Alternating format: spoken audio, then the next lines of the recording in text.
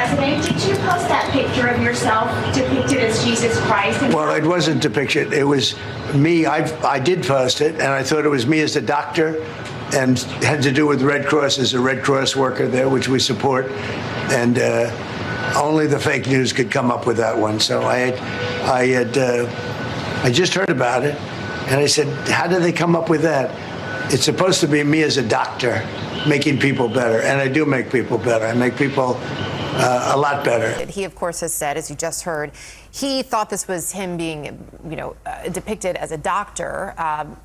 Not everyone sees that as a doctor.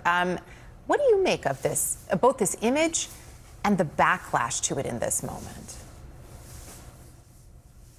Yeah, I don't know too many doctors that have glowing hands. So that's the most Jesus-looking picture I think I could imagine. And I think it was pretty shocking to me that someone would put themselves in the place of Jesus. And as your reporter was just saying, it came after he had just been tweeting out a pretty hateful attack on Pope Leo. So obviously religion was on his mind last night. And that probably came from watching the 60 Minutes special with the three cardinals. So I guess he was, thinking about religion, and that's what came out. Hi everybody, Elliott Morgan here, Rebel HQ's cat. I know I might not look like a cat, but I am a domestic short hair, and anyone who tells you differently is fake news. So let's grab some catnip and watch the Trump administration's latest attempt at damage control, otherwise known as just straight up lying. Many people don't know, like you do, and say hello to Eric and everyone in the family about the upbringing of President Trump, that he went to sometimes 3 times a week to, he said it depended on the teacher, to Saturday school, Sunday school, church. It was at Norman Vincent Peale's. Church was a big part of his life, of course. You mentioned the Bible. You've been talking about how it's your favorite book. And you said, I think last night in Iowa, some people are surprised that you say that. I'm wondering what 1 or 2 of your most favored Bible verses are, and why. I wouldn't want to get into it, because to me that's very personal. When I talk about the Bible, it's very personal, so I don't want to get into verses. I don't want to get into... There's no verse that means a lot to you that you think about or cite? The Bible means a lot to me, but I don't want to get into specifics. Even to cite a verse that you like? No, I don't want to do that. You're an Old Testament guy or a New Testament guy? Probably equal. I think it's just an incredible... The whole Bible is an incredible... I joke very much so. They always hold up the Art of the Deal. I say my second favorite book of all time. Ah, that one's a classic. You could just say John 3:16, right? It's like the easiest question to answer. Did you not remember anything from all of your time spent at Sunday school or Wednesday school or whatever it was? Anyway, we're going to check now in on some of Donald Trump's followers, which are not jumping ship despite his latest oops, I blasphemed. And later we're going to talk about why they're not jumping ship. So let's hear from them. Being indicted for you. My first thought went to, well, Jesus Christ died for my sins. Jesus died for me. And so it connects in my brain that way, like, okay, he's doing this for us as a country to make the changes we need to make, and he's the target where we don't have to be. I mean, you think about Jesus Christ himself. Everybody went against him because he was preaching love and doing what was right for the people.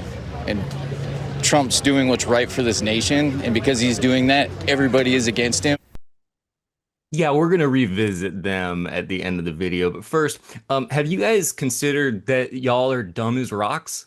It's just, I mean, have you tossed that around a little bit? Have you considered that maybe the guy you're following is also dumb as rocks? At this point, I feel like I'm being offensive to rocks. So speaking of, let's go ahead and see what the moron in chief has to say about the Pope. Why did you attack Pope Leo on Truth Social?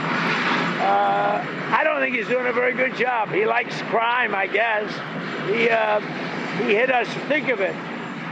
He's worried about fear. What about the fear when the ministers and the priests and all of those great people that were arrested during COVID, and in many cases they're outside 10 feet apart, and they were arrested. So we don't like it. We don't like a pope that's going to say that it's okay to have a nuclear weapon. We don't want a pope that says crime is okay in our cities. I don't like it. I'm not a big fan of Pope Leo.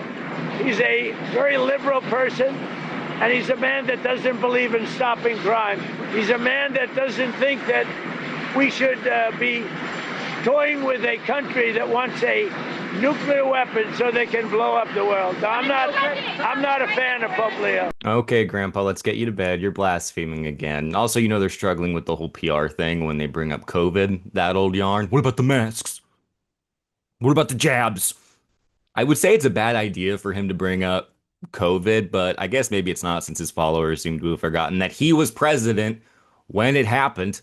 But focus on the ball of yarn, Ellie. We have a pope out there that is big on crime, and he's giving out nukes. He's giving out nukes to everyone. He wants everyone to have a nuke. He's the Oprah of nukes. He's the Popra of nukes. The Pope is the Popra of nukes. Something COVID. Anyway, has anybody asked what the actual Pope thinks about any of this? I have no fear of neither the Trump administration nor speaking out loudly about the message of the gospel. And that's what I believe I am called to do, what the church is called to do. We're not politicians. We're not looking to make foreign policy, as he calls it, with the same perspective that he might understand it. But I do believe that the message of the gospel, blessed are the peacemakers, is the message that the world needs to. I'm sorry, did he just say blessed are the peacemakers? Oh, okay. So shots fired at America now? Is that what the Pope is doing? Because we're not, I wouldn't exactly say we're the best peacemakers. Now, support of Donald Trump from Catholics and evangelical Christians is nothing new. I think something like 80% at least of evangelical Christians support Donald Trump. And there have been studies on this, some by political scientists. For example, Pagan Marquez et al. In 2024 found that the unchristian behavior of Donald Trump, or for that matter, any future politician, is unlikely to have any negative effect on the candidate in the eyes of evangelical Christians, provided that the behavior does not interfere with evangelicals' quest for power. See, there's this idea, especially on the left, that there's like a contradiction between evangelical Christians or devout Catholics and Donald Trump, who is very unchristian in basically every way. But there's really not that much of a contradiction, because the one area where they are both all bonded in is a quest for political power. That, for all of them, is the most important thing.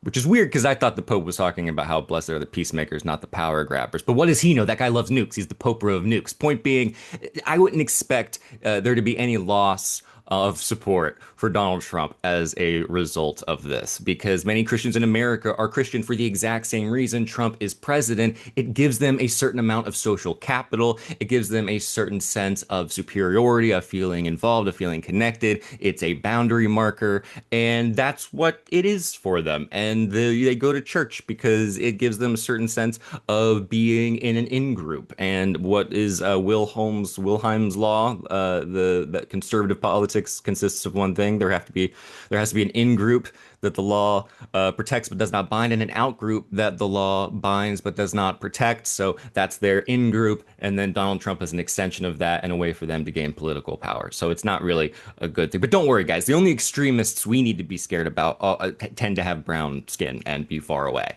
Definitely not our neighbors, who are quietly doing everything they can to make sure that the GOP stays in power, aka the guardians of pedophiles. All right.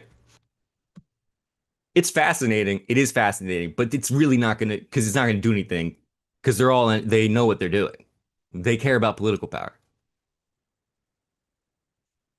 Just as Jesus would have wanted. Anyway, that Pope seems cool. I like that Pope. Bye, everybody.